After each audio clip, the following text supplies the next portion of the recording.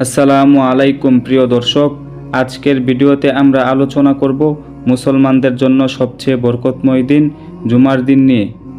কেন এই দিন এত গুরুত্বপূর্ণ, কি আমল করলে আল্লাহর রহমত লাভ করা যায় এবং নবী করিম সাল্লাল্লাহু আলাইহি ওয়াসাল্লাম কিভাবে জুমার দিনকে এত গুরুত্ব দিয়েছেন, সব কিছুই জানবো আজকের এই ভিডিওতে।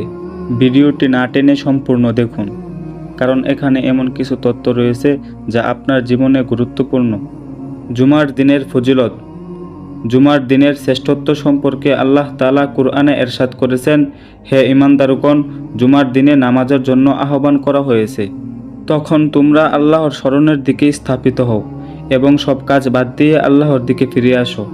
রাসূল সাল্লাল্লাহু আলাইহি ওয়াসাল্লাম বলেছেন, সূর্য উদিত হওয়ার দিনগুলোর মধ্যে সর্বশ্রেষ্ঠ দিন হলো জুমার দিন, কারণ এই দিনেই আদম আলাইহিস সালাতু ওয়াস সালাম সৃষ্টি হন।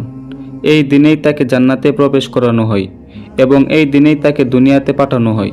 আরেক হাদিসে এসেছে, জুমার দিনে একটি বিশেষ সময় আছে, যে সময় বান্দা আল্লাহর কাছে যা চাইবে আল্লাহ তা কবুল করবেন। জুমার দিনের আমল অনেক গুরুত্বপূর্ণ।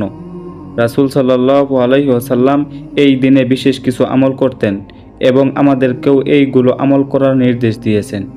1. সকাল সকাল ভালো করে গোসল করা। 2. পরিষ্কার পরিচ্ছন্ন ও সুন্দর পোশাক পরা। 3. সুগন্ধি ব্যবহার করা। 4. মসজিদে আগে যাওয়া। 5. সূরা কাহফ তেলাওয়াত করা। 6. বেশি বেশি দুরূদ শরীফ পড়া। 7. খুতবা মনোযোগ দিয়ে শোনা। 8. আসরের পর থেকে মাগরিব পর্যন্ত দোয়া করা। জুমার দিন নিয়ে একটি শিক্ষণীয় গল্প। এক সাহাবী জিজ্ঞাসা করলেন, ইয়া রাসূলুল্লাহ, আল্লাহর কাছে আমার দোয়া কবুল করার সবচেয়ে ভালো সময় কোনটি? নবী করিম সাল্লাল্লাহু আলাইহি ওয়াসাল্লাম বললেন, জুমার দিনে আসরের পর থেকে সূর্য অস্ত যাওয়া পর্যন্ত সময়কে অবহেলা করো না, কারণ এই সময় আল্লাহ তাআলা তার বান্দার দোয়া ফিরিয়ে দেয় না।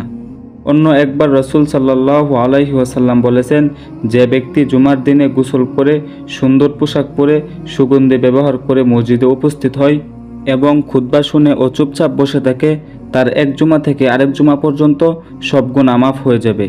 জুমার দিন হলো মুসলমানদের সাপ্তাহিক ঈদ। এই দিনে একবার করে গুনাহ মাফ হওয়ার সুযোগ রয়েছে। বিশেষ সময় দোয়া করলে আল্লাহ দোয়া কবুল করেন। আল্লাহর রহমত লাভের সুযোগ জুমার দিনেই। প্রিয় দর্শক, জুমার দিন শুধু নামাজের দিনই নয়, বরং এটা রহমত ও মাগফিরাতের দিন। তাই আমরা যেন এই দিনকে অবহেলা না করি। ছোট আমলগুলো নিয়মিত করলে আল্লাহর কাছে আমরা প্রিয় বান্দা হতে পারি। ভিডিওটি ভালো লাগলে লাইক দিন, শেয়ার করুন এবং ইসলামিক সতর্কতা চ্যানেলটি সাবস্ক্রাইব করুন, যাতে পরবর্তী ইসলামিক ভিডিও আপনার কাছে সহজেই পৌঁছে যায়।